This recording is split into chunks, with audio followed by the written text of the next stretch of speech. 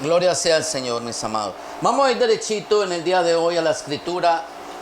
Primera de Timoteo, capítulo 3, verso 15. ¿Qué dice la escritura?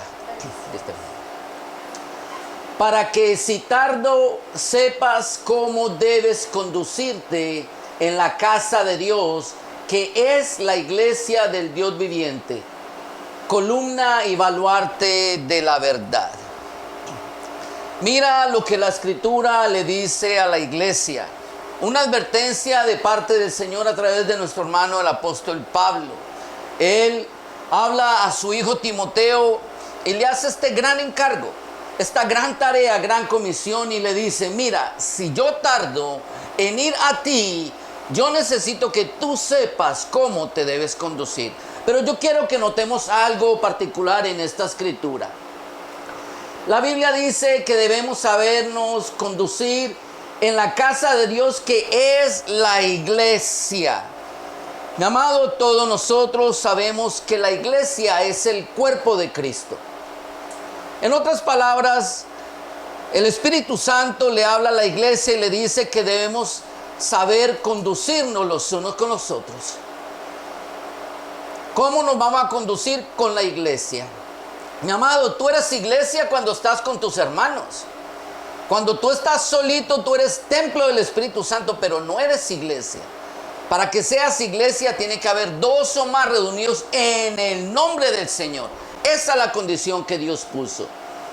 Así que Dios espera que nosotros sepamos cómo conducirnos los unos con los otros. ¿Cómo? Como columnas y baluartes de la verdad. Como estas personas que tienen su corazón firme, sólido, su fe inconmovible, su creencia inmutable, delante de Él y delante de sus hermanos. De tal manera que nada lo va a hacer mover de su lugar. Así será entonces una columna y un baluarte de la verdad. Ahora, para que seamos parte del cuerpo de Cristo, es necesario entonces nacer en el Señor. Nacer, como dijo Jesús en Juan capítulo 3, verso 5, nacer de agua y del Espíritu. Es necesario hacerlo. Si nosotros no hemos nacido todavía por el Espíritu, no hacemos parte de la iglesia. ¿Cómo una persona que no sea parte de la iglesia puede conducirse de esa manera delante del Señor? Imposible. Así que Dios espera entonces que al nosotros tener este nuevo nacimiento, hagamos parte de ese cuerpo, pero que vivamos como que somos parte de un cuerpo, no ignorando al resto del cuerpo. No puede haber egoísmo en el cuerpo de Cristo. Todos nosotros debemos mantener una relación los unos con los otros, con el cuerpo de Cristo. Obviamente, vale la pena recordarlo, que todos nosotros sabemos quién es la cabeza de ese cuerpo. Colosenses capítulo 1, versos 17 y 18, la parte A.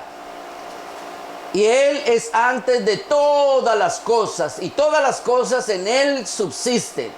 Y Él es la cabeza del cuerpo, que es la iglesia. Cuando la Escritura dice que nosotros debemos saber cómo conducirnos, tenemos que tener en cuenta no solamente a Jesucristo, pero también al resto del cuerpo. Y no solamente al cuerpo, pero también a Jesucristo. Tiene que haber esa integridad, esa unidad completa. El cuerpo de Cristo, mi amado, no es un cuerpo incompleto. Por el contrario, es perfectamente unido. Y cuando la Biblia dice perfectamente unido, es perfectamente unido. En otras palabras, no hay equivocación, no hay duda, no hay margen de error, no hay algún daño o alguna enfermedad, no hay nada que esté atrofiado o perjudicado o dañado.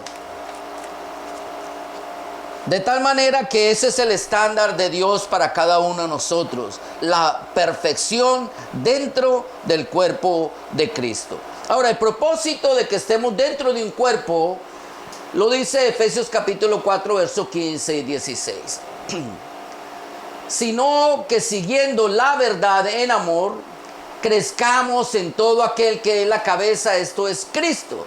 de quien todo el cuerpo, bien concertado y unido entre sí por todas las coyunturas que se ayudan mutuamente, según la actividad propia de cada miembro, recibe su crecimiento para ir edificándose en amor. El propósito, mis amados, de nosotros hacer parte de un cuerpo es de que lleguemos todos a la estatura que es la cabeza, esto es Cristo Jesús. De que crezcamos. Imposible que nosotros crezcamos por nuestra propia cuenta. Imposible. El crecimiento se hace en todo el cuerpo cuando está bien unido y bien concertado. ¿Qué pasa cuando una parte del cuerpo no está unida a la otra parte del cuerpo? ¿Cómo sería el crecimiento de eso? Inexistente. Córtese una mano, póngala a un lado para que vea, a ver si va a crecer o no va a crecer. Todo esto es muy importante. Es algo que nosotros tenemos que tener en cuenta. Nuestro crecimiento entonces, como parte de un cuerpo, depende de los demás. Depende del resto del cuerpo. Si el cuerpo no está creciendo, yo tampoco voy a crecer. Si yo solito soy el que estoy creciendo, ¿qué pasa con el resto del cuerpo? Una vez más, ¿qué parte del cuerpo de Cristo no tiene una forma perfecta? Esa forma, le creció este brazo, pero este brazo le quedó chiquitico. Eso no es así. El cuerpo de Cristo crece perfectamente unido. Piense en esto, piénselo durante este día, durante esta semana. Piénselo todo el tiempo que se acuerde, porque si tú no estás creciendo al ritmo del cuerpo, probablemente tú no eres parte del cuerpo. Piénselo. Tiene que haber un crecimiento espiritual en tu vida. Esa es la meta de Jesucristo, que todos lleguemos a la estatura de la cabeza. ¿Y la cabeza cómo es? Perfecta. Perfecta. Mire, entienda esto. Si la cabeza es perfecta, su cuerpo funciona a la perfección. Déjeme notarle algo bien interesante acerca del cuerpo humano. El cuerpo humano Dios lo puso como ejemplo para que entendiéramos cómo obra ese mundo espiritual. De tal manera que la Escritura dice que Cristo se asemeja a la cabeza del cuerpo del hombre. Ahora, ¿cómo el resto del cuerpo va a crecer cuando las órdenes salen de la cabeza? Pues es necesario para el cuerpo tener un instrumento que lleve esas órdenes al resto del cuerpo para que crezca. ¿Cierto que sí? En el cuerpo humano es el sistema nervioso. Todas las órdenes salen del cerebro y a través del sistema nervioso van a todos los órganos, a todas las partes del cuerpo, y simultáneamente todo el cuerpo va creciendo. Cuando un baby está pequeñito, esta mano crece, pero esta crece simultáneamente, porque es una sola orden que sale para ambos miembros. Va creciendo, va creciendo, va creciendo. Todas las partes del cuerpo, simultáneamente, bien concertado, unido entre sí por las coyunturas, que se ayudan mutuamente. Aquí hay una ayuda mutua. Cuando una parte del cuerpo no está creciendo, no se está desarrollando, la otra parte se inhibe. Y el cuerpo empieza a examinar qué es lo que le pasa a esta mano. Y empieza a mandar órdenes. Y lo primero que emite es un dolor. Viene un dolor de mano, me duele la mano, me duele la mano. Tú vas al doctor, te hace una radiografía y encuentran que hay una infección aquí. ¿Quién te lo alertó esta mano? Esta, que dejó de funcionar y le dio la orden a esta para que produjera el dolor. Una vez que atiendes esta mano, entonces la actividad comienza mutuamente. Así Dios lo puso como un ejemplo para que nosotros lo entendiéramos. Mi amado, ¿no has entendido que tú eres parte de un cuerpo de Cristo? Parte de su cuerpo. Si algo está malo en ti, todo el cuerpo se va a frenar. Todo el cuerpo se va a perjudicar. Ahora, dentro del cuerpo de Cristo, que es la iglesia, hay un instrumento. El instrumento que simplemente lleva las órdenes al resto del cuerpo. ¿Qué dice la Escritura acerca de este instrumento? Hebreos 13:17. Mira lo que dice la Biblia. Obedeced a vuestros pastores y sujetaos. Sujetarse es esto. Si yo hago algo bueno, usted se va conmigo. Si yo voy a hacer algo malo, usted tiene que soltarse. Eso es sujetarse. Ahí no habla de sometimiento. Muy bien. Sujetaos pues a ellos, porque ellos velan por vuestras almas como quienes han de dar cuenta, para que lo haga con alegría y no quejándose, porque esto no es provechoso. Dentro del cuerpo de Cristo, el Señor ha ordenado diferentes instrumentos para que todos y cada uno de ellos cumplan diferentes propósitos. Uno de mis propósitos que Dios me puso es traer esta palabra que lo va a ayudar a usted a crecer a la estatura del cuerpo de Cristo. Ustedes saben que crecer duele. Mire, un niño cuando está creciendo, hasta fiebre le da. Esto todos los que somos padres lo sabemos. Crecer duele. Así dice la Escritura, que así son las palabras de un pastor o de un ministro. Van a doler, son como clavos hincados. Pero el propósito, mi amado, no es de lastimarlo. El propósito es de que ustedes crezcan, de quitar toda infección, todo impedimento, para que juntos crezcamos a la estatura de Jesucristo. Hebreos 10:25 entonces nos da una orden. Dice la Escritura: no dejando de congregarnos como algunos tienen por costumbre, sino exhortándonos, y tanto más cuando veis que aquel día se acerca. Y estamos hablando de aquel día como el día de la redención de nuestras almas. Todos nosotros sabemos que Cristo va a venir por nosotros un día. Esa es nuestra fe, esa es nuestra esperanza, ese es nuestro sueño, nuestro anhelo. Eso es lo que nos tiene aquí, eso es lo que nos hace perseverar en el Señor, eso es lo que nos hace soportar tantas cosas que tenemos afuera en el mundo. Pero a nosotros se nos olvida que muchas veces el problema no es de afuera, el problema comienza adentro. Mira esto: cuando dejamos de congregarnos, recuerde lo que vimos al principio, somos parte de un cuerpo. Si nosotros no nos reunimos, entonces solamente somos templos del Espíritu Santo. Por eso el Señor dice: no dejen de congregarse. Porque cuando estamos junticos, entonces es que nosotros venimos a ser ese cuerpo, donde nos podemos ayudar mutuamente, nos podemos apoyar mutuamente. No es a la distancia. Si así fuera, ¿para qué existirían los templos, las iglesias? El Señor lo hubiera dicho desde el principio: acépteme y tenga una buena vida, y se acabó. Él no hubiera dicho algo como no deje de congregarse. Si Él lo dice es porque hay un propósito detrás de eso. Es como dice la Escritura, que el amigo con el amigo se aguza, se pulen. La prueba, las circunstancias de estar junticos, las diferencias, van haciendo de nosotros una mejor persona cada día. Nos damos cuenta de las debilidades de nuestros hermanos, no para criticarlos, pero para orar por ellos.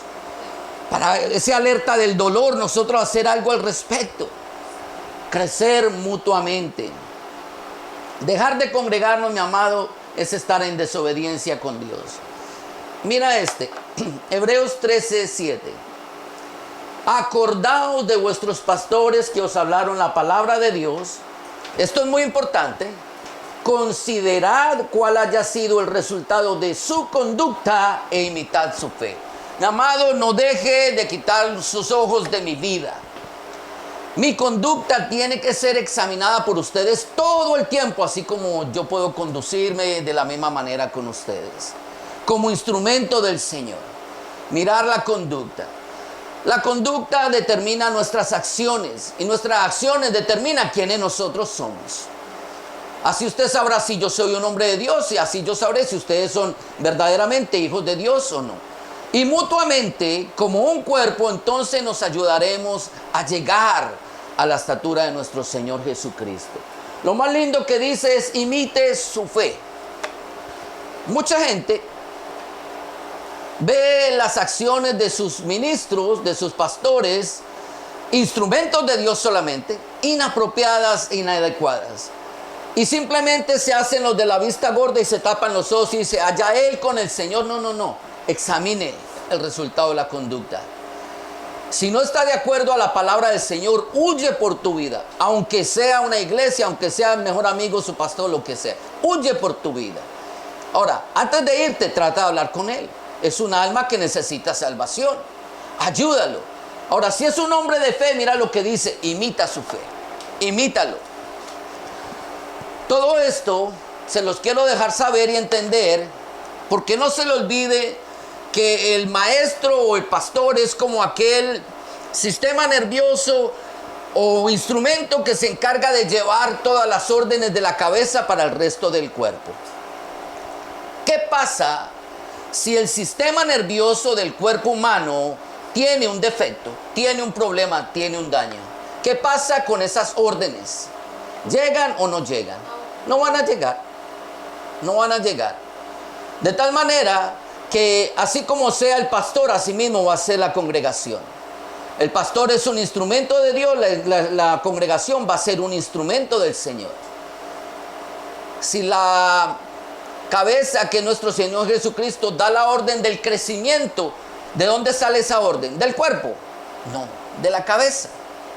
Va a pasar por el sistema nervioso y va a llegar a cada rincón del cuerpo humano. Muchas veces, y esto es lo que pasa también, que hay partes del cuerpo que se niegan a obedecer al sistema nervioso. Piense en esto un segundito. ¿Qué pasa si después de yo sufrir un accidente, el nervio mío del brazo se me bloquea y la mano ya no obedece la orden que viene por el sistema nervioso? ¿Qué le pasa a esa mano? Se muere. ¿Pero sabe quién se muere? Se muere el brazo, se muere el antebrazo, se mueven los dedos, se muere la mano, se muere todo. ¿Cuánto se destruyó solamente porque algo pasó, que ese sistema nervioso no pudo dar la orden correcta o no pudo llegar hasta allá? ¿Sabe que hay mucha gente, estoy hablando de cristianos, que se amputan del cuerpo de Cristo, se cortan ellos del cuerpo de Cristo? No quieren recibir la orden del pastor porque dicen, no, el pastor es allí, el pastor es allá. Y no se dan cuenta que nosotros simplemente somos un instrumento. Un instrumento, para de contar. Yo soy otra parte del cuerpo también. Necesito las órdenes de la cabeza para yo funcionar, mis amados.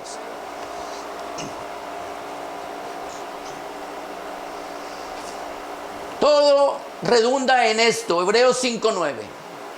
Y habiendo sido perfeccionado, vino a ser autor de eterna salvación para todos los que le obedecen.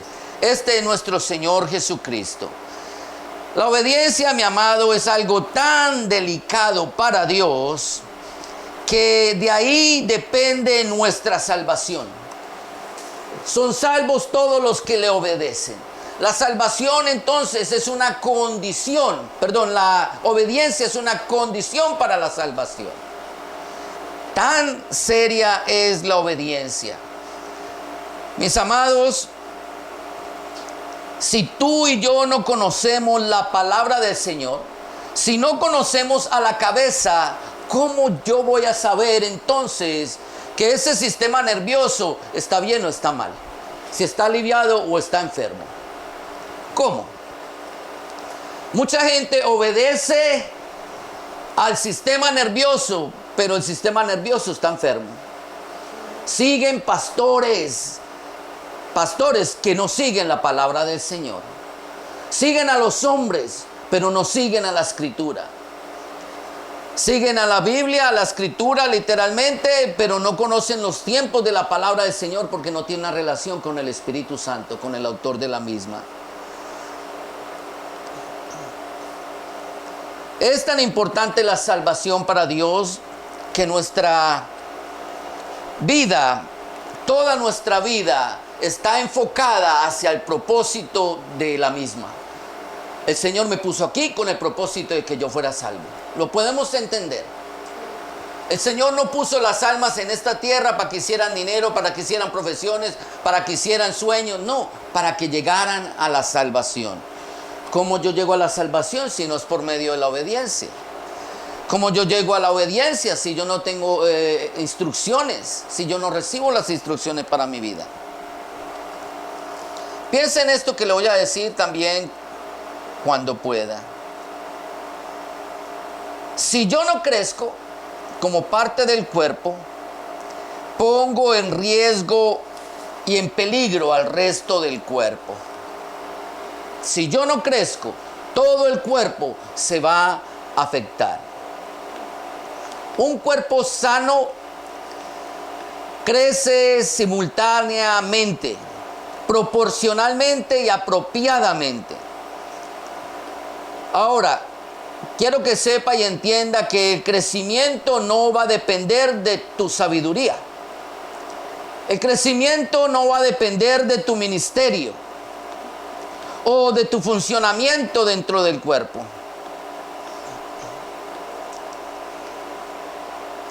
Según dice la Escritura, obviamente, por eso no lo tengo aquí, dice la Biblia que el crecimiento depende del Señor. Eso es lo obvio, todos nosotros sabemos que de allí viene. Pero segundo, mi crecimiento viene entonces por la obediencia. Cuanto más yo obedezca la palabra del Señor y la viva y haga lo que la Escritura dice, cuanto más nosotros vamos a crecer en el conocimiento del Señor. Ahora, miren esto. ¿Qué pasa cuando el oído dice, yo ya crecí lo que tenía que crecer? Eso yo ya lo he oído. Lo he oído tantas veces que ya no necesito oírlo más. Y entonces que ese oído se aparte del cuerpo. ¿Qué sucedería entonces? Piensen esto. Si hablamos algo espiritual y estamos hablando del cuerpo de Cristo, lo que es la iglesia, ¿qué pasa si ese cuerpo si ese oído ya no está en el cuerpo? ¿Quién entonces va a oír la trompeta que va a levantar el cuerpo de la iglesia? Piénselo. Piénselo.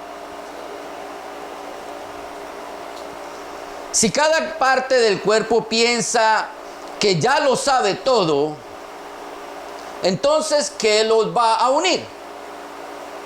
Por el contrario, veríamos un cuerpo disfuncional, un cuerpo que no sirve.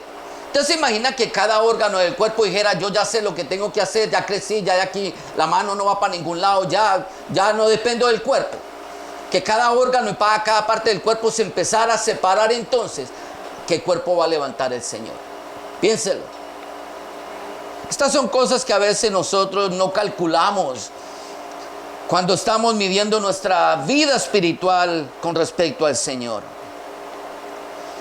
¿Qué pasa si parte del cuerpo dice, ya lo sé todo?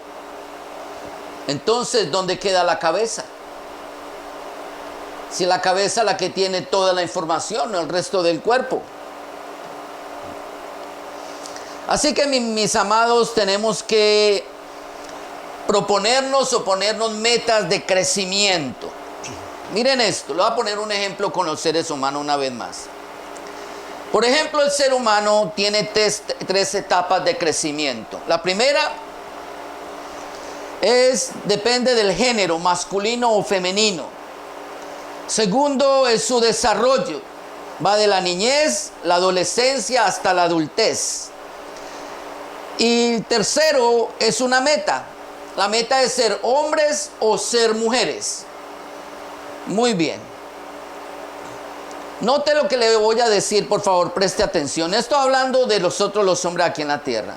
¿Saben ustedes que los animales también pasan por estos procesos? Los animales también tienen un género, o son macho o son hembra. Y también pasan por un periodo de niñez, de adolescencia y de adultez. La diferencia con los animales es que ellos no llegan a ser hombres o no llegan a ser mujeres. Se quedan animales toda la vida. Así que ser hombre y ser mujer es la meta que Dios ha puesto para nosotros los seres humanos en esta carne. Ya vamos a hablar de eso un poquito más adelante. Vamos a examinar entonces los desarrollos del crecimiento, porque ya todos somos o varón o hembra. Vamos a hablar de la niñez un poco. Los niños, todos nosotros sabemos que son irresponsables. Ellos son mantenidos, a ellos les gustan los juguetes, no tienen mucho conocimiento, no tienen mucha doctrina, si lo pudiéramos llamar de esa manera. ¿Saben ustedes que dentro del cuerpo de Jesucristo todavía hay gente así, que son como niños?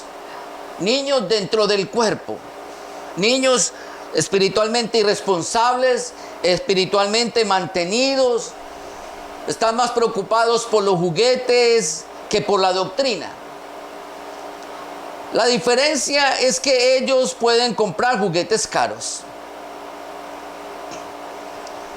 más costosos, pero siguen siendo niños. Pero ¿qué dice la Escritura? Efesios 4:14. ¿Qué Dios espera entonces de esa etapa de nuestra vida, de cada uno de nosotros? Dice, para que ya no seamos niños fluctuantes. Un momentico, entienda esto. Usted no me venga a decir a mí que porque usted es un adulto, usted no fue un niño o no puede ser un niño espiritual. La vida física no es lo mismo que la vida espiritual. Usted puede ser un adulto físicamente, pero espiritualmente ser un niño. Esto que el Espíritu Santo está hablando, no está hablando en el área espiritual, que Dios espera de nosotros. Que ya no seamos como niños fluctuantes, llevados por doquiera de todo viento de doctrina, por estratagema de hombres que para engañar emplean con astucia las artimañas del error. Porque sabe otra cualidad de los niños pequeñitos, que ellos son gullibles, se creen todo, se dejan engañar muy fácil. Y Dios espera que nosotros pronto pasemos por esa etapa de crecimiento, pasemos y salgamos de la niñez. Ya vamos a ver lo que cuesta salir de esa etapa. ¿Y qué hablar de los adolescentes? Tito capítulo 2, versos 6 al 8. Porque no es solamente pasar de niño a ser un adolescente y quedarnos en la adolescencia. Todavía hay que superar la adolescencia. Los adolescentes son más atrevidos, audaces, pero a veces son sabios en su propia opinión. Criticones, se están comparando todo el tiempo con los demás. A veces son imprudentes, yo diría muchas veces. No miden las consecuencias ni de sus palabras ni de sus actos. Esto es para que esté evaluando su vida. Haga un examen. ¿Dónde tú estás? ¿Eres un niño? ¿Eres un adolescente? Ahorita vamos a ver cómo son los adultos. ¿Qué espera Dios de los adolescentes? Tito 2:2. Me adelanté, perdón. Tito 2, 6 al 8. Exhorta asimismo a los jóvenes a que sean prudentes. Los jóvenes son imprudentes, espiritualmente debemos ser prudentes.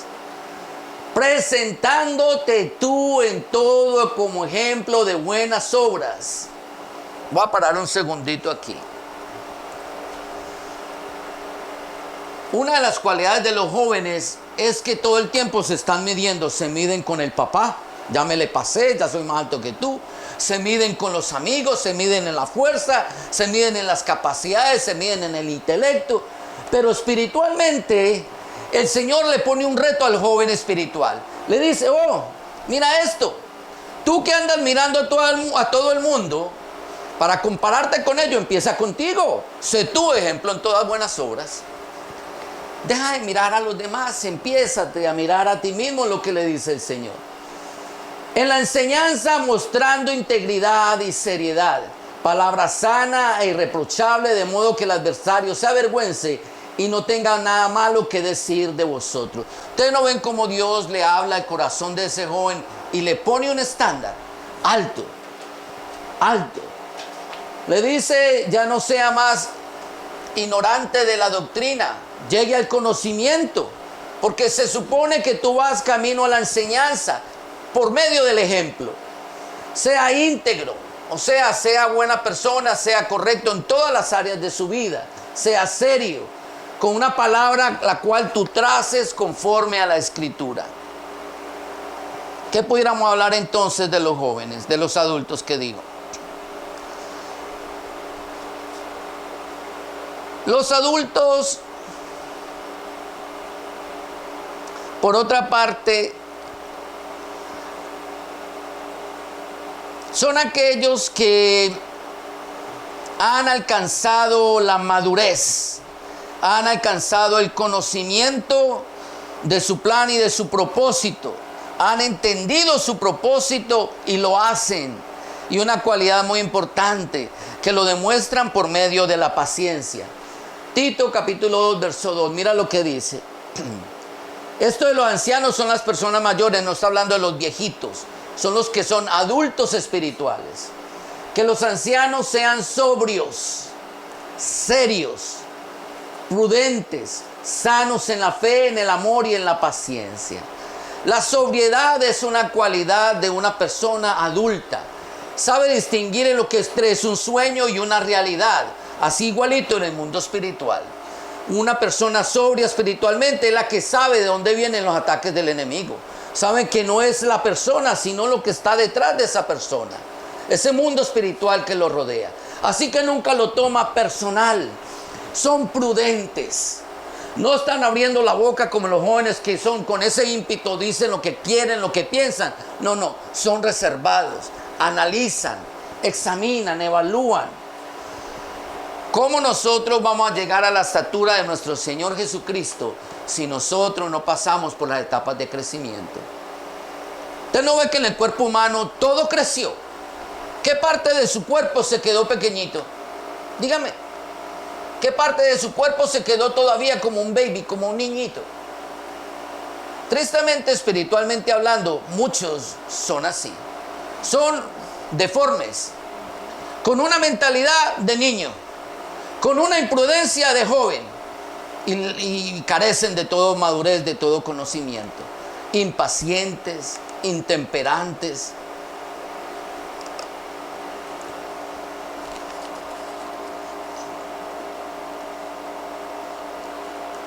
Miren esto, todos y cada uno de ellos, niños, jóvenes y adultos, deben pasar por estas etapas para llegar a la meta de ser un hombre y una mujer de verdad.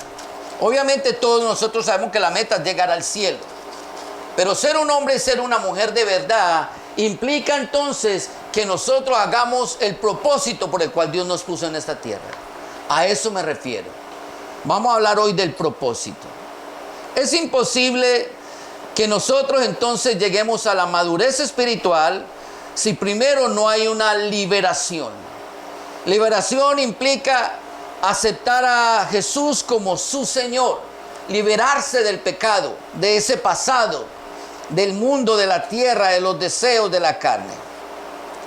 Luego de la liberación, pasar entonces por un periodo de desarrollo. Esa es la parte de las que les voy a hablar un poquito hoy. Esa es la parte más difícil, el desarrollo de nosotros hasta que lleguemos a esa madurez. ¿Saben por qué? Porque ese desarrollo se pasa en un desierto. ¿Y a quién le gusta pasar por un desierto, por una prueba? Pero sabe que allí en la prueba, en medio del desierto, es que Dios nos prueba a cada uno de nosotros. Es donde nosotros dejamos lo que era de niños, dejamos lo que era de jóvenes y logramos llegar hasta la madurez. Después de pasar por el desierto, entonces llegaremos a la meta, lo cual es el destino y el propósito. Les voy a poner un ejemplo y este es el ejemplo de Israel. Miren este cuadro. Israel entonces tuvo que salir, la liberación, salir de Egipto, salir del pecado, de la esclavitud. Luego pasó por un desierto, hasta que llegó al otro lado del desierto, a la tierra prometida. Allí Dios por 40 años probó al pueblo de Israel. Lo probó en todas sus áreas. No se le olvide que Él sacó niños de la esclavitud. Eran niños en el conocimiento del Señor, niños en la relación con el Señor. Para llevarlos a la madurez, para recibir la promesa, tenía que pasarlo por un desierto, pasarlo por una prueba. Igualito nos pasa a nosotros, mi amado. Tenemos como primera instancia que dejar atrás el pecado, pasar por la prueba, y déjeme decirle que es el mismo desierto, para que entonces el propósito de Dios se cumpla en nuestras vidas, que es ser parte de su cuerpo. Muchos de los que han pasado por este desierto se han quedado. No han podido llegar al propósito. Pero muchos pasaron por ahí y testifican en la Escritura para nuestra bendición, pero también para nuestra exhortación. Por ejemplo, Abraham pasó por un desierto, Jacob, José, Moisés, Jesús, Pablo. Todos estos grandes hombres y mujeres de Dios pasaron por un desierto para llegar a ser lo que ellos fueron. Todos pasaron por este desierto para llegar a la promesa. El problema con nosotros los cristianos de hoy en día es que queremos promesas sin desierto, sin pasar por la prueba, sin que nos cambie el Señor en nuestro interior. Yo quiero seguir siendo un niño, me encantan mis juguetes, ¿por qué me van a quitar eso? Usted no sabe que a veces los juguetes no le permiten a los niños realmente aprender. Están tan entretenidos que ellos no aprenden. Póngale un celular a un niño y póngale un juego a ver qué va a pasar. ¿Dónde está la capacidad intelectual de ese niño? Se la va a comer ese juego. Un ejemplo. Espiritualmente hablando, mi amado, déjeme decirle, si Dios puso el cuerpo del hombre como ejemplo, es porque funciona de la misma manera, espiritualmente hablando. Lo vimos 2 predicaciones más atrás, que nosotros tenemos que dejar las cosas del mundo, porque nos separan, nos distraen del propósito, el verdadero propósito eterno. Así que, mi amado, si tú quieres bendición, si tú quieres promesa, la tierra prometida, piensa, mi amado, que vas a tener que pasar por una prueba. Miren esto. Para ir al cielo se requiere tener un cuerpo glorificado, el cual Dios nos va a dar. Muy bien. Mi amado, piense lo que le voy a decir una vez más cada vez que pueda. ¿Cómo Dios te va a dar un cuerpo glorificado si este cuerpo tú no lo sabes manejar? Si tú no controlas y dominas este cuerpo, si tú no eres el Señor de este cuerpo. Por eso, las partes del cuerpo que sean atrofiadas no son parte del cuerpo de Cristo. No sé si me hago entender. Cuando Cristo venga a levantar su cuerpo, su iglesia, va a ser gente perfecta. Personas que hayan muerto a la carne, que hayan pasado por la etapa de la niñez, la adolescencia y la madurez en victoria, que hayan aprendido la lección. Ahí van a ser entonces levantados por el Señor. Todos nosotros queremos un cuerpo glorificado. Pero miren qué dice la Escritura acerca del cuerpo glorificado. 1 Corintios 15, 35 al 38. Pero dirá alguno, ¿cómo resucitarán los muertos? ¿Con qué cuerpo vendrán? Mire esto, necio.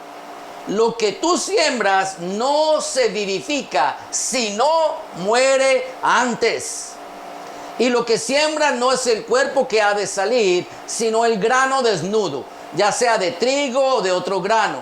Pero Dios le da el cuerpo como Él quiso y a cada semilla su propio cuerpo.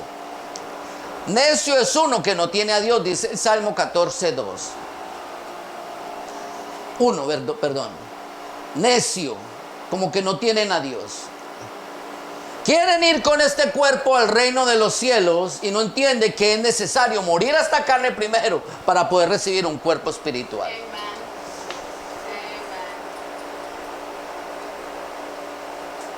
Si nosotros no desarrollamos este cuerpo para el servicio del Señor, ¿qué semilla estamos nosotros preparando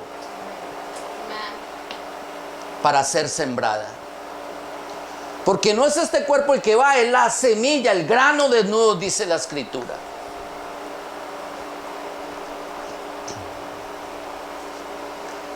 No queremos pasar por el desierto para matar esta carne y recibir un cuerpo nuevo, porque es un desierto. Ay, es que eso es muy duro, eso es muy difícil. ¿Quién quiere pasar por ahí? Yo quiero pasar por ahí. Entre más el Señor me ayude a morir a esta carne, a esta condenada carne, más cerca estoy de la gloria, de verlo a Él cara a cara. Entre más ames tú esta carne y los ofrecimientos que ella te hace, más distante estás de ver la gloria del Señor. Miran como Pablo en el mismo capítulo habla de sí mismo. Verso 31. Primera de Corintios 15, 31. Os aseguro, hermanos, por la gloria que de vosotros tengo en nuestro Señor Jesucristo, que cada día muero.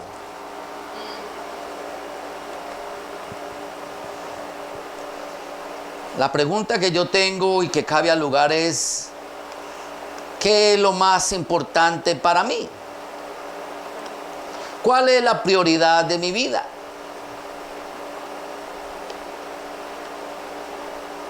¿Quiero llegar a la estatura del Señor Jesucristo? ¿O quiero ser una parte del cuerpo independiente que se desarrolle y crezca por sí misma? Perdóneme, eso no va a suceder. Eso no va a suceder. Ampute cualquier parte del cuerpo, la que usted quiera, a ver si crece o no crece. Trate de hacerlo. Es imposible, mi amado. Pablo lo entendió claramente porque él había logrado la madurez espiritual. Y como un maduro y haber pasado todas las etapas, haber pasado el desierto, el sufrimiento, la persecución, él dijo, oh, ya sé cuál es la clave, morir cada día a esa carne, a los deseos. Ser cada día más un hombre adulto, entender, sobrio, sea lo que vine, lo que Dios me llamó. Ser parte de su cuerpo, ser parte funcional de su cuerpo. Jesús también lo dijo, Mateo 16, 25. Porque todo el que quiera salvar su vida, la perderá. Y todo el que pierda su vida por causa de mí, la hallará. ¿Qué parte de esto nosotros no entendemos?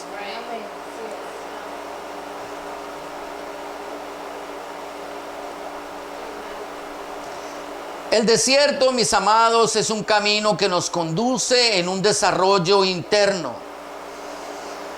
En el desierto es que yo aprendo a conducirme como columna y baluarte para las otras partes del cuerpo. Cuando alguien me ve a mí pasando por las circunstancias de la vida en victoria, ellos me ven como un pilar. Dicen, wow, ¿cómo hace el hermano? ¿Cómo hace? Está pasando una prueba y está firme, sólido en fe con el Señor. ¿Cómo hace? Y se fijan en él y se le acercan y le dicen, mira, ¿cómo tú haces? Mira, tengo los ojos puestos en el Señor. Amén. En la meta. Amén. Yo quiero ser un hombre de Dios, una mujer de Dios de verdad. Gloria a Dios. Parte funcional de su cuerpo. Pablo dijo, recuérdelo, mientras yo llego, ¿cómo te vas a conducir dentro del cuerpo? La pregunta.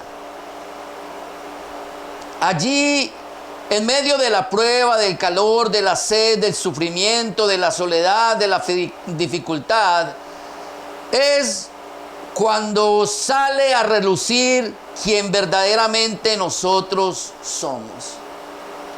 Ahí es que se sabe qué hay en tu corazón, cuando estás en medio de la prueba.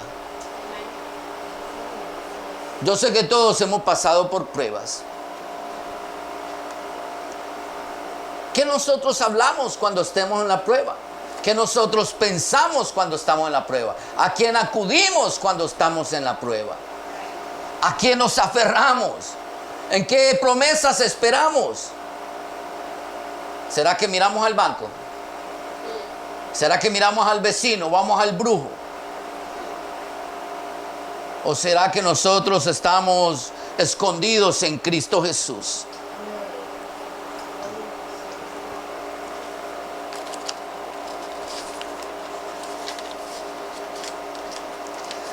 Mientras todos estemos en la buena, como dicen por ahí, es muy fácil ser amoroso, cariñoso, obediente. Es tan fácil.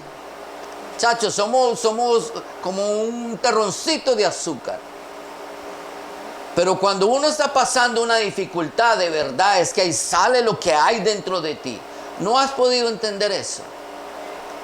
Pasar por el desierto, mi amado, no es un castigo de parte de Dios.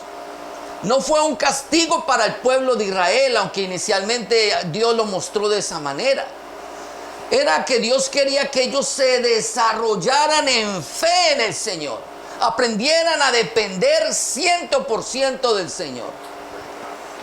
Si vemos la historia de Israel, nos va a sacar lágrimas. Estamos cansados de comer este pan que viene del cielo, que cae del cielo. Era el maná, pan del cielo les mandó el Señor y se cansaron de él. ¿Cuándo nos van a dar carne? ¿Tú sabes qué es comer esa semillita en forma de pan y que tu cuerpo no necesite absolutamente nada de más? No hay vitamina que el hombre haya hecho que se compare al maná. Piénselo por un instante. Allí en medio de la prueba, el pueblo de Israel empezó a sacar todo eso que tenía dentro. A los ojos de los hombres eso fue algo malo, un castigo, pero delante de los ojos de Dios dijo, yo así es que los quiero, que saquen lo malo, déjenme yo les doy lo bueno. Cuando sean fieles, cuando lleguen al conocimiento, entonces los pasaré a la tierra prometida. Lo más triste del pueblo de Israel es que de todos ellos solamente 2 pasaron a la tierra prometida. Eso es triste. Estamos hablando de una generación de millones de personas. Para que solamente 2 pudieran pasar a la tierra prometida. Mi amado, que este desierto que estás pasando no te detenga. No ponga los ojos en las circunstancias, mi amado. Nosotros vivimos por la palabra de Dios, por sus promesas, no por las circunstancias. La diferencia la hicieron Josué y Caleb. Ellos creyeron a la palabra del Señor. El Señor les dijo, yo les voy a entregar esa tierra. Cuando ellos fueron como espías a la tierra. Cuando volvieron de allá les dijeron, ¿cómo es esa tierra? Buenísima, unos racimos de uvas así gigantes. Fluye leche y miel. Dios nos prometió esa tierra, ya vamos a entrar. Los otros se acobardaron. Solamente 2 entraron. La actitud en medio del desierto es quien te va a llevar a la adultez espiritual. La actitud. Examina tu actitud, examinemos nuestra actitud, porque todo esto tiene y trae un propósito en sí mismo. Si pasamos por un desierto es porque es indispensable, necesario para desarrollar mi hombre interior o mi mujer interior, llegar a la meta, que es ser verdaderos hombres y mujeres de Dios y por medio de ello poder bendecir a otros como pilares y baluartes de la verdad.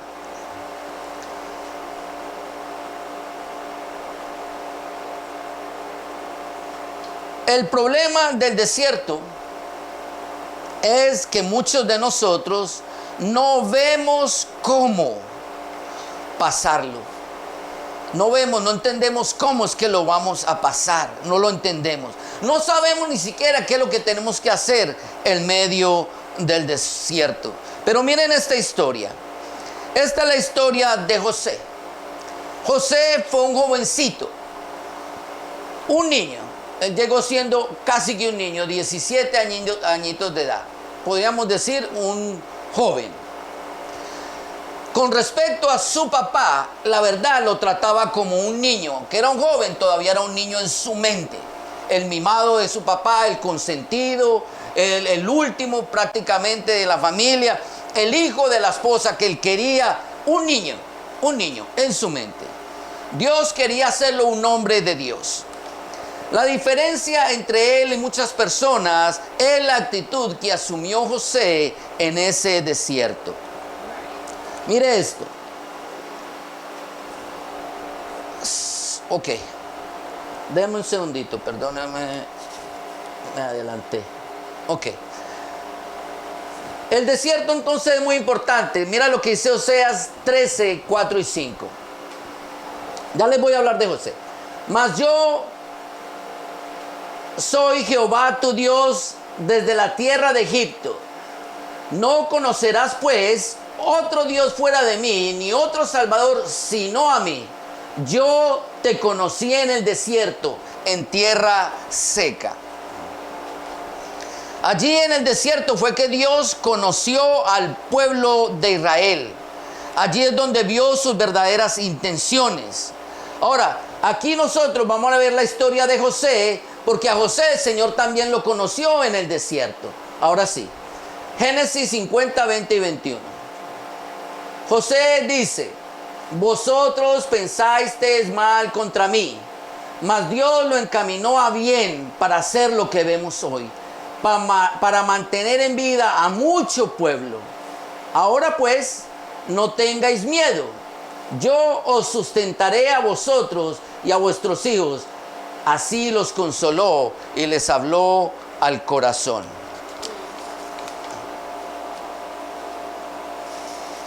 ¿Cuántos de nosotros tenemos en la mente bendecir a los demás? ¿Sabe cuántas pruebas pasó este joven estando allí en el desierto? Pero él sabía que ahí en el desierto Dios iba a saber quién era. Allí lo iba a conocer. Y él dijo, pues va a conocer lo mejor de mí. De tal manera que aunque Dios nunca le habló, a José Dios nunca le habló, Dios lo bendijo todo el tiempo. Todo el tiempo. Déjenme, yo les voy a poner momentáneamente un paréntesis aquí. Miren esto. A todos los tipos de agua en el mundo, agua, ríos, lagos, mares, se le llama un cuerpo de agua. Todo lo que tenga agua se le llama un cuerpo de agua. Hay un mar que se llama el Mar Muerto. ¿Ok? Y por ser un mar, hace parte de ese cuerpo de agua. Pero ¿sabe por qué se llama Mar Muerto? Se llama Mar Muerto porque no da nada. No da nada. Hace parte del cuerpo de agua, pero no da nada. Josué hacía parte del pueblo, hacía parte del pueblo de Israel. Estaba en medio del desierto, pero la diferencia de él es que él no pensó en sí mismo. Él pensó en los demás. Todo el tiempo, mientras él estuvo pasando las diferentes pruebas, él pensaba en el futuro. Él no decía, ¿qué va a ser de mí? Si así hubiera sido, él hubiera renegado contra Dios. Entonces su alma se hubiera muerto en ese desierto. Le pasa lo mismo que al mar. Un mar muerto no da nada, no tiene vida en absoluto. José hizo la diferencia. Él sabía que era parte de una familia, de la familia de su padre. Albergaba la esperanza de verse una vez más con él. Y él sabía en su corazón que Dios lo había llevado allí con un propósito. Él entonces tenía que hacer todo lo que estuviera a su alcance para llegar a ese propósito. Y ¿sabe una cosa? Él lo logró. ¿Sabían ustedes que José llegó a ser el segundo al mando en todo Egipto? El segundo al mando. ¿Y sabe por qué logró serlo? Porque pasó de la niñez a la juventud, a la adultez, todo el tiempo sin renegar de Dios. Sin perder la mente del propósito que él se había trazado en su corazón, que era bendecir a los demás. De hecho, él lo sabía, Dios se lo había puesto en su corazón. Mi amado, piensa en lo que le voy a decir, por favor, medita en esto. ¿Te has preguntado alguna vez cómo tú puedes ser de bendición para los demás? ¿O estás mirando simplemente tu presente, tus circunstancias, tu vida? ¿O estaremos pensando en un futuro? ¿Hasta dónde nosotros vamos a llegar? Ser hombres y mujeres, esposos, dignos, limpios delante del Señor, ministros de su palabra, que testifiquen. ¿O no estaremos sino pensando en cada uno de nosotros mismos? Recuerda examinar tu mente y tu corazón y tu pensamiento mientras pases por el desierto, porque esa es la prueba. Allí es donde Dios te va a conocer.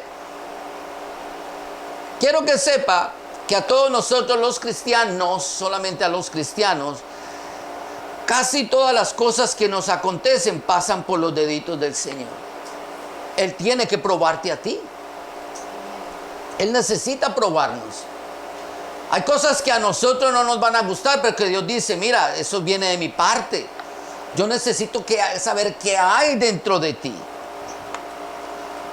Porque al final de todo, así como José y todos ellos, todo tenía un propósito. Ahora mira esta escritura. Segunda de Corintios capítulo 1, verso 3 al 7. Lo tengo en dos partes.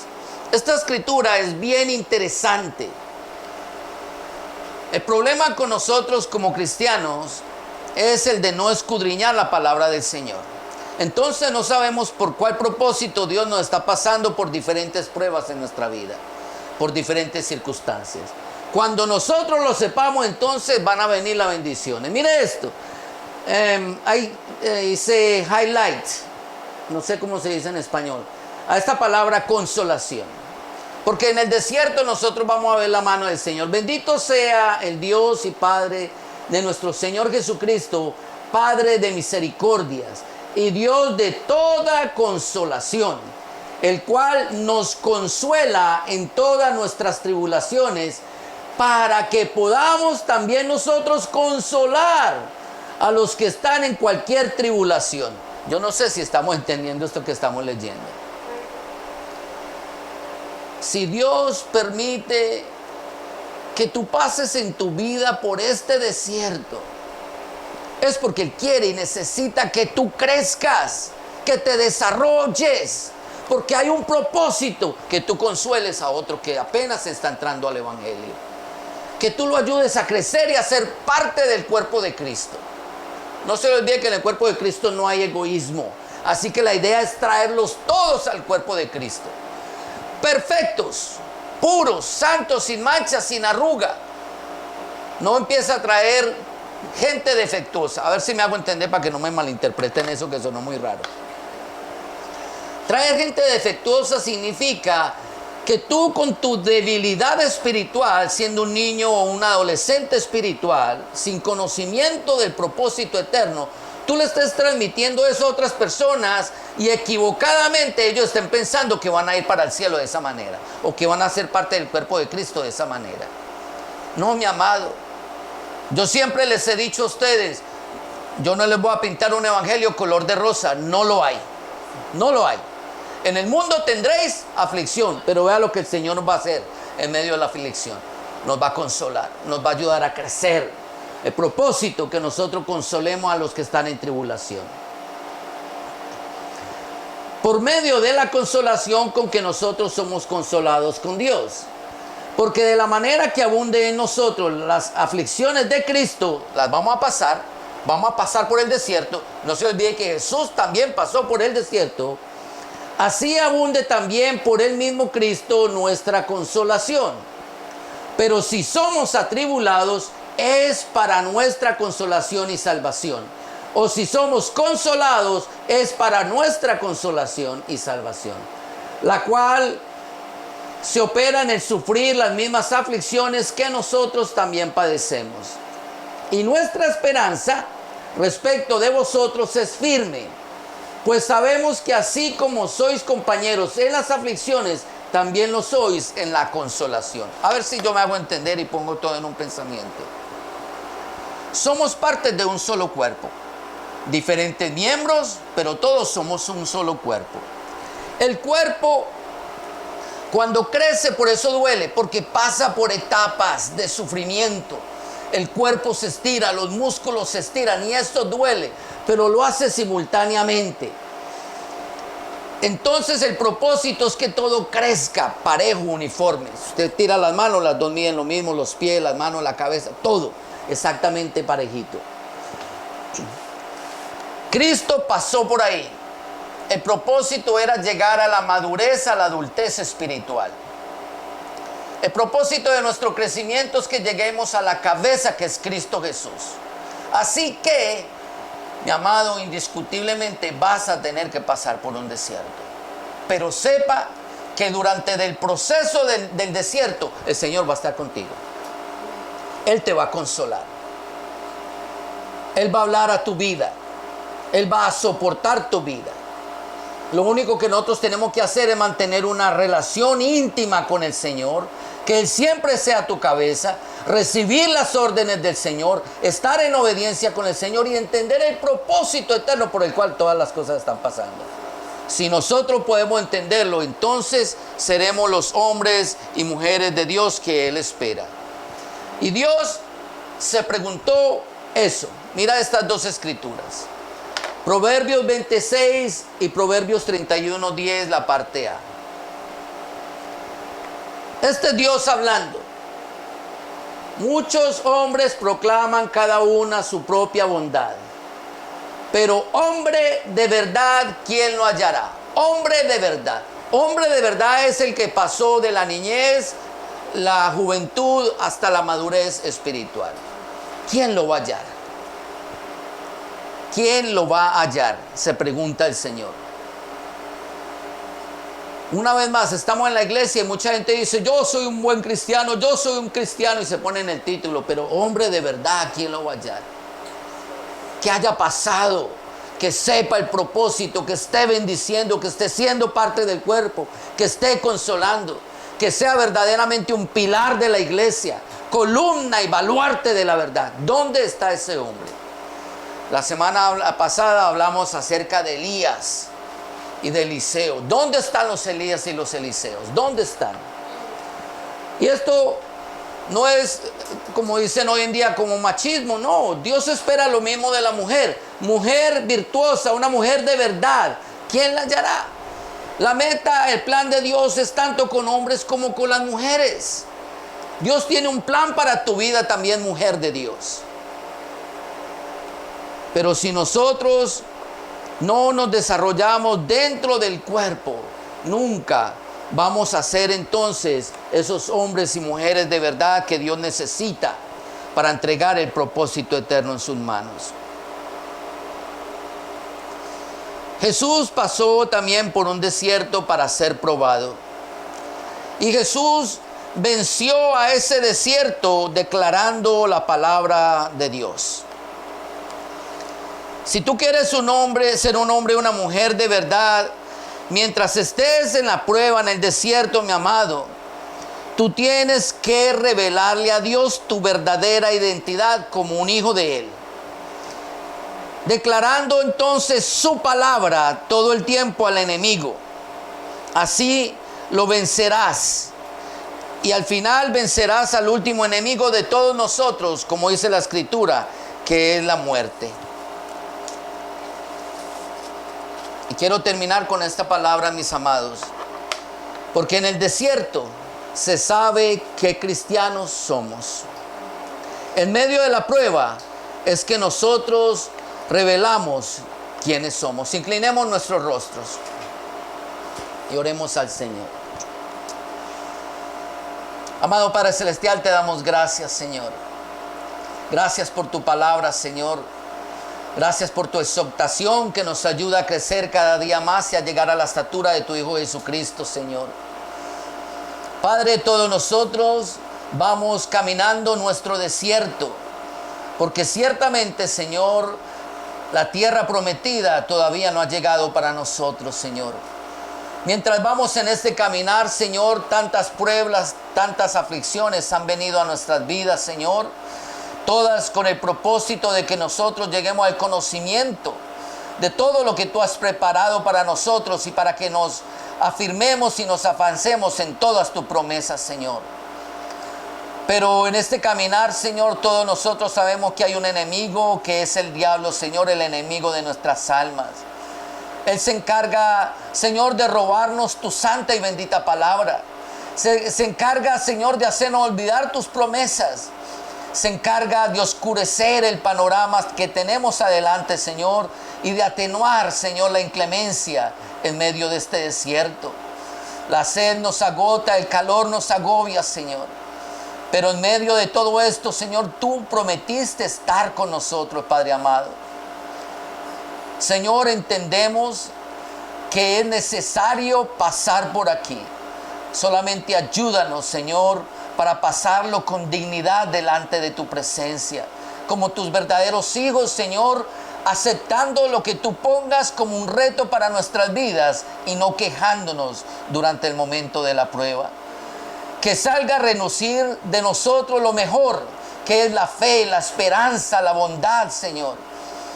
Y quita, Señor, todo aquello que pueda impedir, Señor, que un día veamos la tierra prometida. Hay muchos hermanos que apenas están llegando a este caminar. Y quizá para ellos, Señor, se sientan perdidos en la soledad de este desierto. Ayúdanos a que todos nosotros seamos como columnas y baluartes, Señor, que los dirijamos, Señor, hacia ti todo el tiempo para que no pierdan su rumbo. Y juntos podamos llegar todos, Señor, a esta tierra que tú prometiste, que es la vida eterna. Padre, bendice a nuestros hermanos, Señor, que están con nosotros en el día de hoy. Guárdalos de camino a regreso a sus hogares. Que esta semana, Señor, la meditación de sus corazones, Señor, los acerque más a ti, Señor. Los acerque más a tu propósito. Y que denudes, Señor, de sus interiores todo aquello, Señor, que no es tuyo, Señor. Que saque de lo más profundo de su ser todo aquello que ha impedido que sean los hombres y las mujeres que tú deseas, Señor. Padre, te damos gracias, Señor. Y te lo pedimos todo en el nombre poderoso de Jesús. Amén. Y el pueblo de Dios dice, saludados los unos a los otros en el